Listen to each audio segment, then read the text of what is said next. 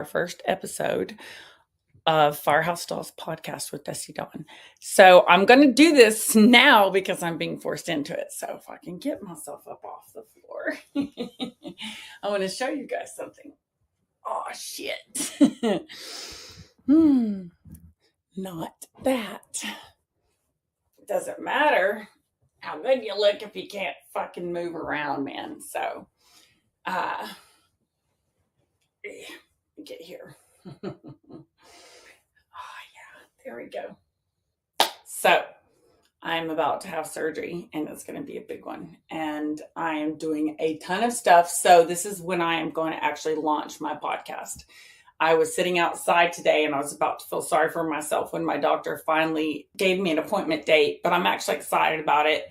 And anybody that knows me really well and knows what I've been through recently, I have been fighting just to walk for almost a year. I have been going through so many different doctor's appointments, jumping through insurance hoops. And, I've had a fusion in my neck before from an active shooter situation. I got trampled, but it saved my life. So there's always a sunlight there. But either way, I am about to go have what my insurance won't pay for. This is something else I want to talk about. So in Children of Chaos, we're going to talk about everything that goes on with fire, EMS, and even police. Will let them in tiny bits. If they don't act right, we'll kick their ass out. We'll make a little jail for them.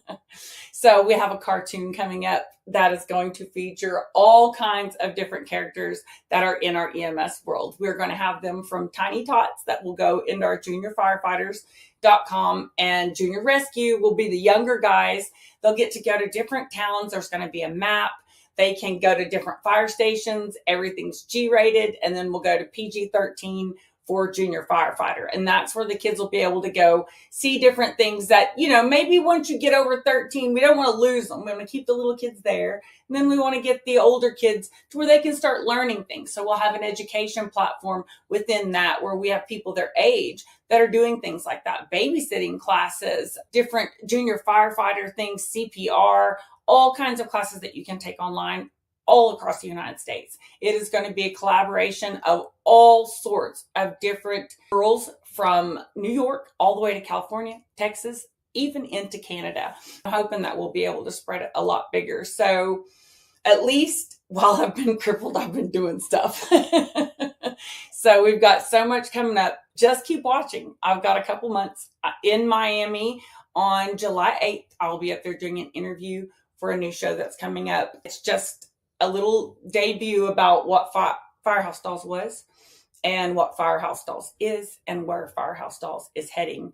So it's kind of a 20-year overcap of the entire company from the beginning until now, and some glimpses into what we're going to do in the future. So I'm excited about that. I'm going to go July 8th to Miami, and July 11th, I'm going to come back and have surgery. And we're going to go through the front and do an ALIF. And then I'm going to go, they're saying it's experimental, but it's not. The FDA has approved it, and I want to promote the tops. I'm hoping to promote it. If it doesn't work out, well, fuck. I guess you guys will watch it in real time. I started looking at all of the things online, and L4, L5, L5S1 injuries in the fire department EMS are extremely high.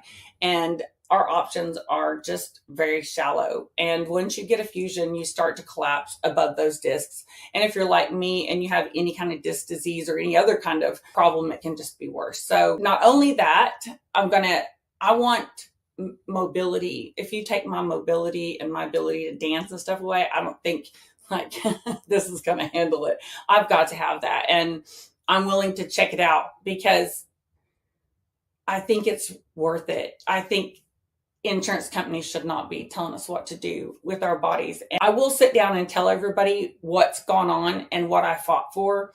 And luckily for me, I have the ability to do some surgeries that they won't let me do. And it's not because it's not a good surgery. It's not because it's not proven. It's just because they don't want to deal with it. And I'm not going to let somebody else tell me what to do with my body. So that'll be a good thing to watch.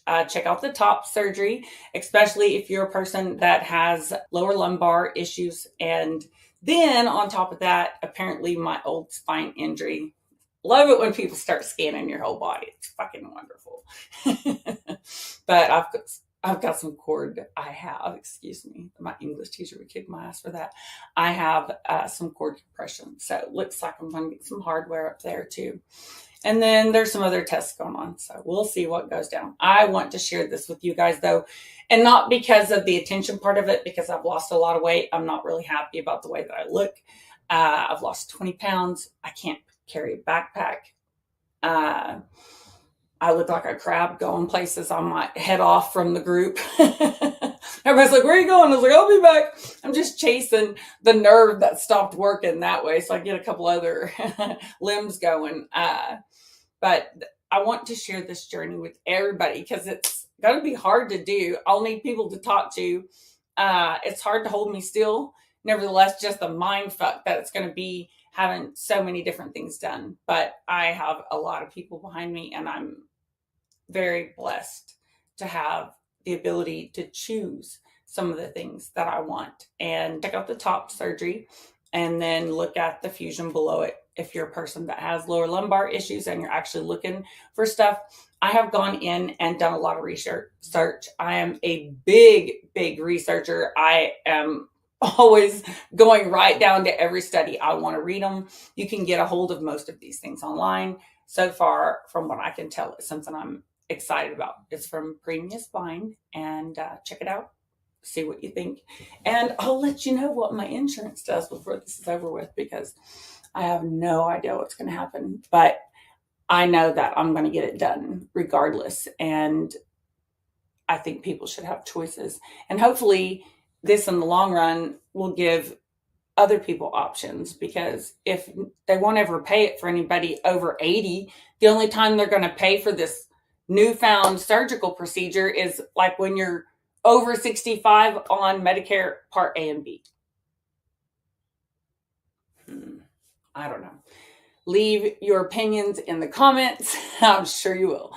So I would like to know. I'm curious about other people's thoughts. And as far as the Children of Chaos, stay tuned.